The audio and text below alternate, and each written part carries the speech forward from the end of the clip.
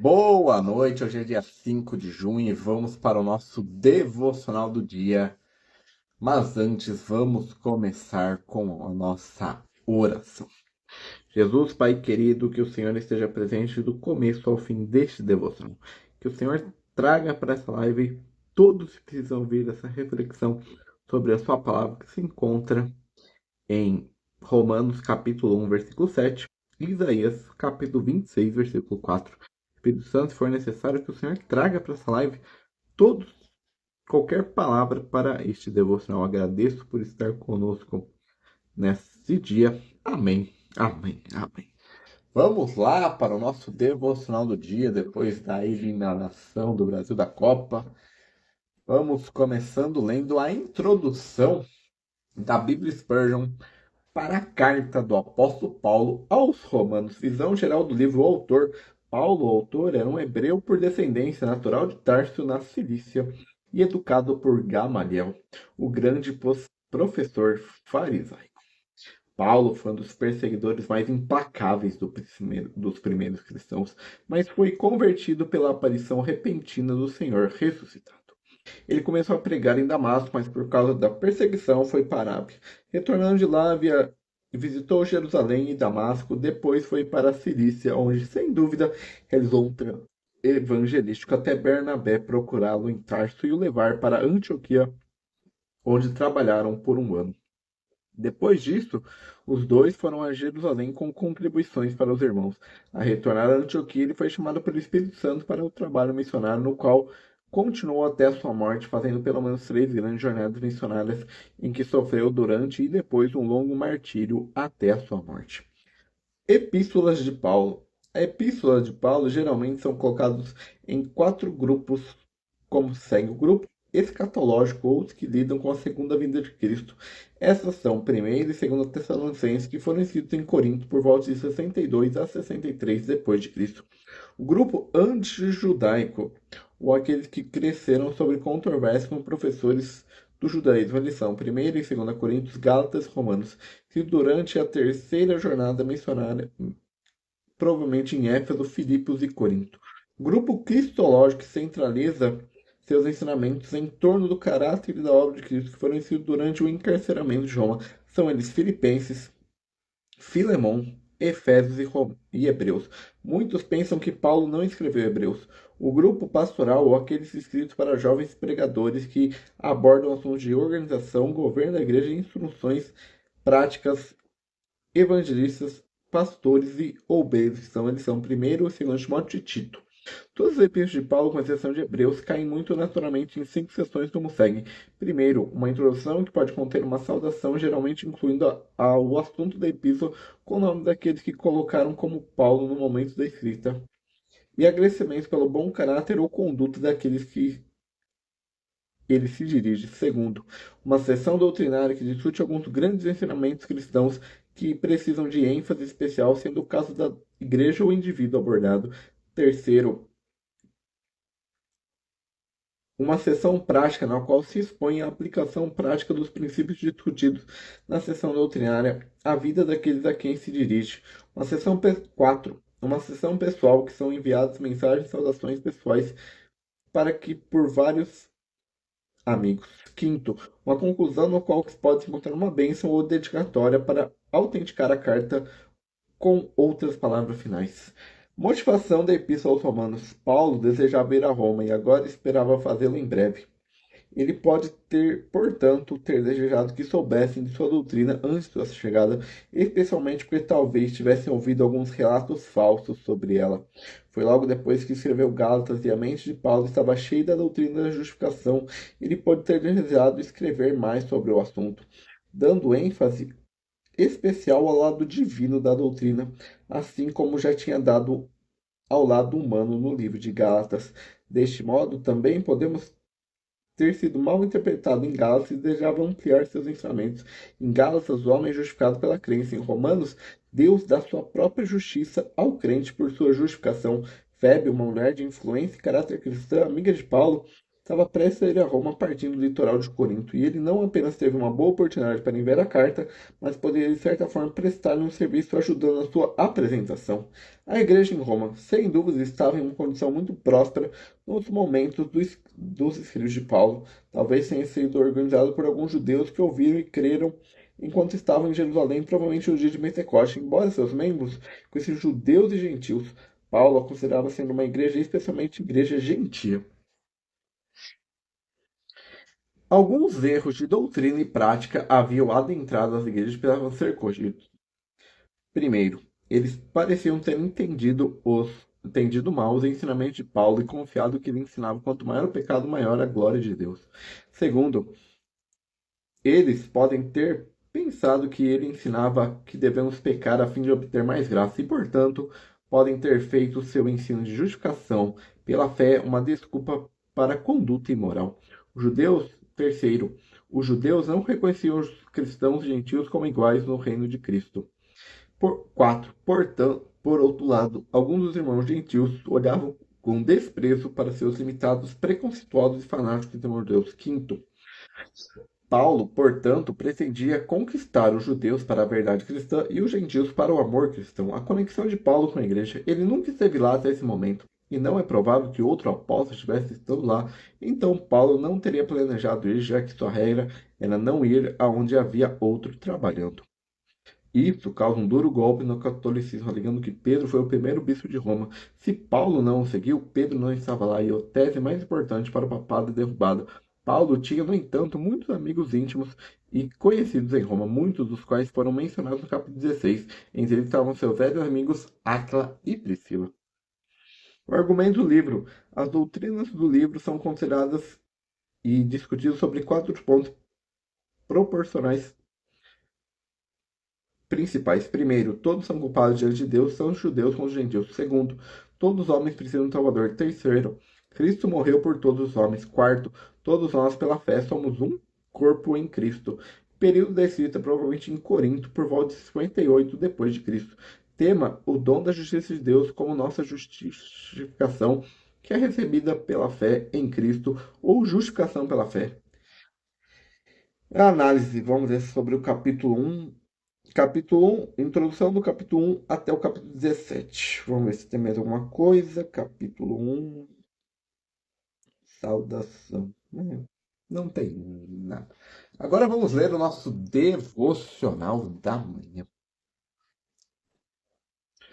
Chamados para ser de santos. Romanos, capítulo 1, versículo 7.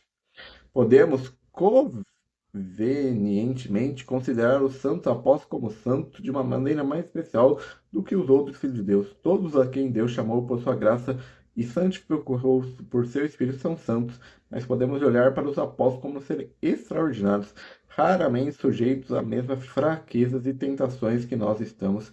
Entretanto, ao fazê-lo, não esquecemos a seguinte verdade: quanto mais próximo de Deus um homem vive, mais intensamente ele se lamenta por seu coração perverso. Quanto mais seu mestre o honra por seu serviço, mais o mal da carne o atormenta e zomba dele dia após dia. O fato é que se tivéssemos visto o apóstolo Paulo, consideraríamos notavelmente como todos os demais da família eleita.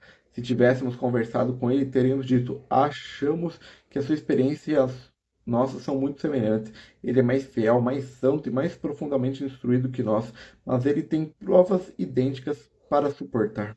Não em certos pontos, ele é mais violentamente provado que nós. Então, não olhe para os antigos santos como insetos de fragilidade ou pecados. E não os considere como uma reverência mística que fará de nós quase idólatras. A santidade deles é alcançável por nós. Somos chamados para ser santos pela mesma voz que os compeliu à sua alta vocação. É dever de um cristão forçar sua entrada no círculo íntimo da santidade, e se esses santos foram superiores a nós em suas realizações, como certamente foram para segui-los, imitemos seu fervor e sua santidade. Temos a mesma luz que eles tiveram, portanto, a mesma graça a nós é acessível. Como poderia nós sentir satisfeitos até nós nos igualarmos a eles em caráter celestial? E eles viveram com Jesus, eles viveram por Jesus, portanto, cresçam a semelhança de Jesus. Vivemos pelo mesmo Espírito que eles viveram, olhando para Jesus, e a nossa santidade em breve será evidente.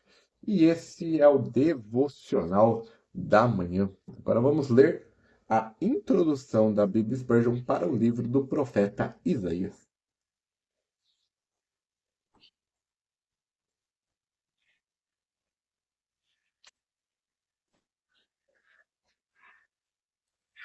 Autor e período da escrita. O livro se apresenta como esse de um homem, Isaías, filho de Amós.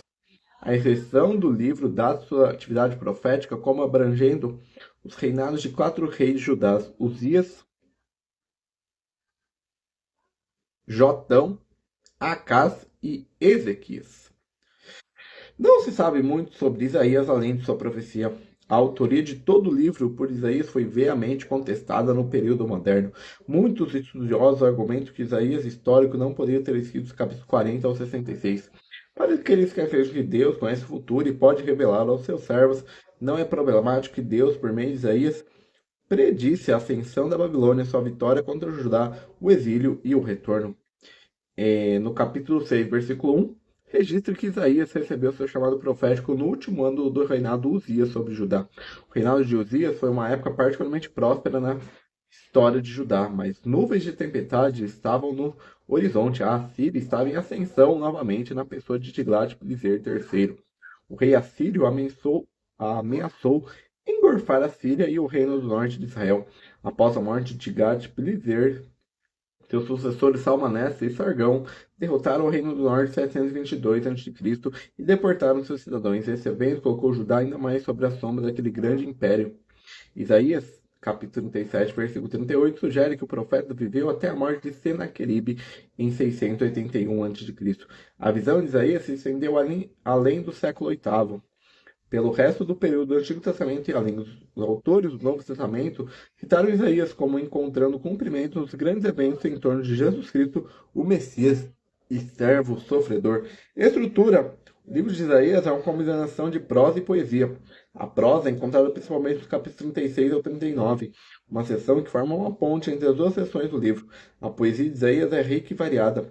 Recebeu hinos, poesia de sabedoria e até poesias que se assemelham a uma canção de amor. A riqueza é vista no vocabulário de Isaías. Ele usou mais de 2.200 palavras diferentes em hebraico, muito mais variedade do que em qualquer outro livro do Antigo Testamento. Spurgeon em Isaías. Este é o caso quando Deus visita uma nação com julgamentos terríveis. Quando os judeus foram levados cativos para a Babilônia, os grandes homens da terra foram acorrentados e tratados como escravos comuns. Enquanto eles marchavam no deserto, fatigado, o ferro penetrava em suas almas. Então a elevação de seu espírito foi abatido, o orgulho do rei, que ria do profeta, foi abatido. Deus tem maneiras maravilhosas de fazer as pessoas sentirem que são apenas pó. Mas quando nada mais puder servir à sua vez, ele varrerá dinastias inteiras como alguém remove um formigueiro quando este se torna um incômodo. Uma das maiores obras da graça no coração é humilhar o nosso orgulho. Nossa vida deriva todas as suas forças de Deus, e se Ele se digna nos tornar fortes, não podemos ser enfraquecidos por todas as maquinações do adversário. E esse é o nosso essa é a introdução da Bíblia Spurgeon para o livro do profeta Isaías. Agora vamos ler o nosso devocional da noite. Confiai no Senhor e perpetualmente, porque o Senhor dos deuses é uma rocha eterna. Isaías, capítulo 26, versículo 4. Vendo que temos um Deus assim em que confiar, descansemos, colocando sobre ele todo o nosso fardo. Expulsemos com firmeza toda descrença e nos esforcemos para nos livrar de dúvidas e medos, que tanto arruinam o nosso consolo, já que não há desculpas para o medo quando Deus é o fundamento da nossa confiança. Um pai amoroso se entristeceria profundamente se seu filho não pudesse confiar nele. E quão mesquinha, quão rude é a nossa conduta quando temos tão pouca confiança em nosso Pai Celestial, que jamais falhou conosco e nunca falhará. Seria bom se dúvida fosse banida da família de Deus, mas devemos nos preocupar com o fato de que a antiga incredulidade é tão ágil hoje em dia quanto quando o salmista perguntou: se sou perpetuamente a sua graça? Caducou sua promessa para todas as gerações? Davi não experimenta o sofrimento da longa e poderosa espada do gigante Golias, e ainda assim disse: não há outra semelhante. Ele havia testado mais uma vez no momento de sua vitória na juventude e notou que era do metal certo e, portanto, ela exaltou mais tarde. Da mesma forma, deveríamos falar bem de nosso Deus. Não há ninguém como ele debaixo do céu ou acima dele na terra. A quem, pois, me comparei para que lhe seja igual, diz o santo. Não há rocha como a rocha de Jacó. Nossos próprios inimigos assim o julgam. Longe de nós permitir que as dúvidas agonizantes vivam em nosso coração, tomaremos todos esses abomináveis como Elias fez com os profetas de Baal e as mataremos no ribeiro. Se devemos morrer em um corrente de águas, escolheremos a torrente salgada que jorra do lado ferido de nosso Salvador. Passamos por muitas provas, mas nunca fomos lançados para onde não poderíamos encontrar nosso Deus. Tudo que precisávamos, sejamos então encorajados a confiar no Senhor para sempre, com a certeza de que sua força eterna será, como tenha dito, nosso socorro e nossa morada. E esse é o nosso devocional do dia 5 de junho. Amanhã nós voltamos com a programação normal, devocional da manhã, aqui no Instagram, entre 9 e 10, provavelmente 10 horas da manhã, já que amanhã começa as minhas férias, então acho que eu vou fazer por volta das 10 horas o devocional da manhã. E o devocional da noite lá no TikTok entre 8 e 9 horas. Que o Senhor te abençoe, te guarde nessa nova semana. Amém, amém, amém.